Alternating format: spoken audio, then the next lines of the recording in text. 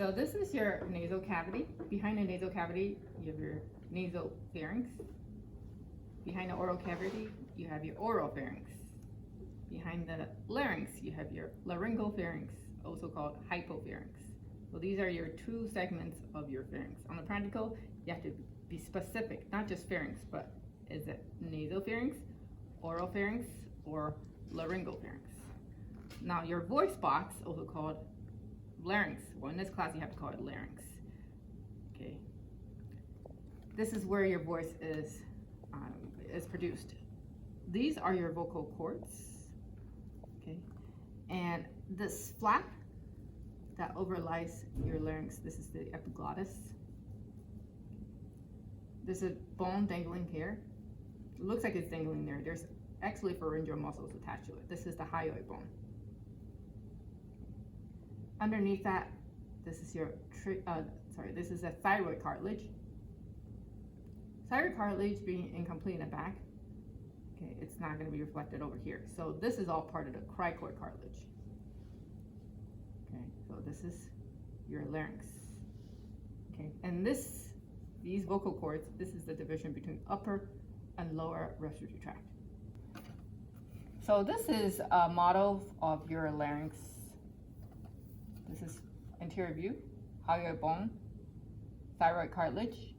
Oh, there's a bridge in the middle of thyroid cartilage. This is laryngeal prominence. And layman's term is Adam's apple, except women also have Adam's apple. For this class, you have to call it the technical term, which is laryngeal prominence.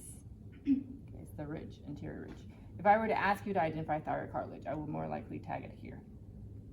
Okay, or even on the side. But if I ask you about the ridge here, this is laryngeal prominence. This is cricoid cartilage. And notice that the thyroid cartilage is incomplete in the back, whereas the cricoid cartilage goes all the way around. Okay, and that's why on the sagittal view over here, right, you only see thyroid cartilage over here and not in the back. Whereas both of these, this is all part of the cricoid cartilage. Cricoid cartilage is actually taller in the back, as you can see over here. Okay, this flap overlying your vocal cords, this is your epiglottis. Okay, these are your vocal cords. Okay, and the opening is glottis. These are your tracheal cartilages. They are C-shaped and they're incomplete in the back. Okay, in the back, we find a muscle called trachealis. The trachealis muscle allows you to constrict your airway to increase air velocity passing through it so that you can cough up the debris that's being trapped in the airway. Okay, so this is all part of the trachea. These rings are tracheal cartilages and trachealis muscle. Okay, this is another cross section of your larynx, epiglottis, hyoid bone, vocal cords. Okay, this is all part of the cricoid cartilage, thyroid cartilage. Okay, so this region is the larynx. Okay, and the edge, the ridge over here, this is your laryngeal prominence. Okay, hyoid bone, thyroid cartilage, cricoid cartilage, tracheal cartilages, trachea. Okay, and if I ask you to name the layer, point to these regions and ask you the layer, that's visceral flora. And if I ask you lobe, this will be right upper lobe, right middle lobe, right lower lobe. Okay, horizontal fissure, right oblique fissure, left oblique fissure, right upper lobe, left upper lobe, left lower lobe. Okay. So your right lung has 3 lobes. Okay, and that's your diaphragm over here, innervated by the phrenic nerve, not visible here. Left lung characterized by 2 lobes. It also has a cardiac notch that allows accommodation of the heart. Okay, this is your heart, a bit of heart review. Your right ventricle, left ventricle. Okay, right auricle is part of the right atrium. Left auricle is part of the left atrium. Pulmonary trunk, ascending aorta, aortic arch.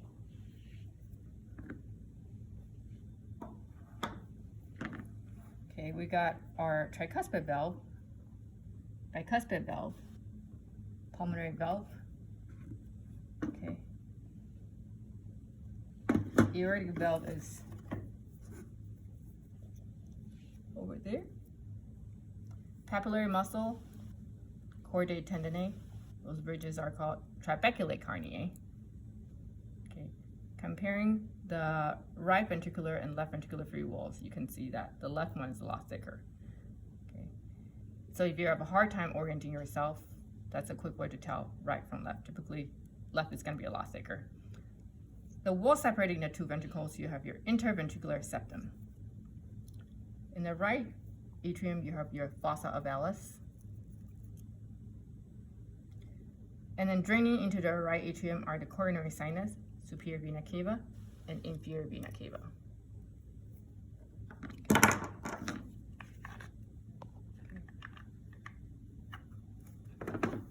Okay. And then in terms of grooves, you've got your coronary sulcus that wraps around the heart. Running in it are the right coronary artery, also left coronary artery, which has already branched over here. And another vessel that runs in the coronary sulcus is the coronary sinus. Over back here, coronary sinus that drains into the right atrium. Okay, this is the left atrium. Pulmonary veins returning oxygenated blood back to the heart. Pulmonary trunk, pulmonary arteries. Okay, and then also got right coronary artery. Here, the left coronary artery has already branched into the left anterior descending artery, also called anterior interventricular artery. It also branches into circumflex artery that also runs in the coronary sulcus. This is the great cardiac vein, the middle cardiac vein. And the artery that runs along it, this is the posterior interventricular artery. And the groove is posterior interventricular sulcus. Anteriorly, this is our anterior interventricular sulcus. Okay, and the coronary sulcus just wraps around. This is the groove that runs all the way around the heart, separating atria from the ventricles. Okay. Now, ascending aorta, the first branch that comes off of it, brachiocephalic trunk. The second branch, that's left common carotid artery, and then followed by the third branch, left subclavian artery. Brachiocephalic trunk branches into the right common carotid artery and the right subclavian artery. Superior vena cava comes from joining of right and left brachiocephalic veins. And each of these brachiocephalic veins comes from the merging of the internal jugular and the subclavian veins on their respective side. So that makes this a right internal jugular vein, right subclavian vein, left internal jugular vein, left subclavian vein. Okay. And then going back to our lungs, right upper, middle, lower lobe, left upper, left lower lobe. Okay. And our esophagus runs behind the airway. Diaphragm again. Okay, descending aorta is over here. Okay. And we can see that the trachea, okay, bifurcates over here. This point of bifurcation is called carina, C-A-R-I-N-A, carina. And it splits your trachea into right main bronchus, left main bronchus, also called right primary bronchus, left primary bronchus. And notice the right side comes up straighter. It's also wider, so more likely to aspirate food into this side than this side. Okay, and so you've got primary bronchus supplying each lung, one to the right, one to the left. They branch into secondary bronchi. Okay, 3 secondary bronchi to the right side, 1 to each lobe. 2 secondary bronchi to left side because 1 supplies each of the lobes. Okay, the secondary bronchi are going to branch into tertiary bronchi, also called, so they're tertiary bronchi, okay, and it's also called segmental bronchi. Okay, eventually these will branch into bronchioles.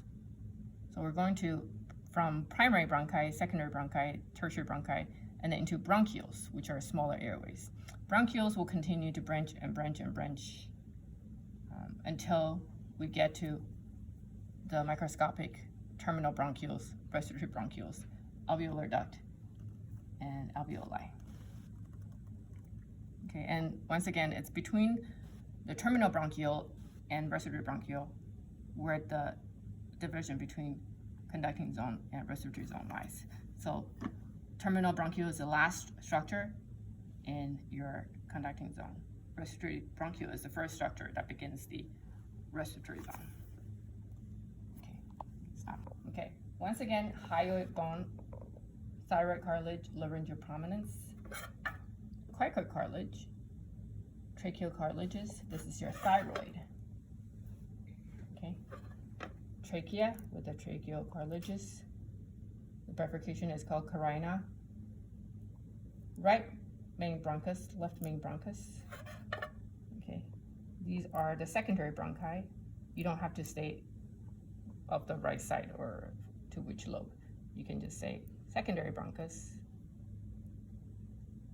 Okay, secondary bronchus, secondary bronchus. So this is primary. Right primary bronchus or right main bronchus, left main bronchus.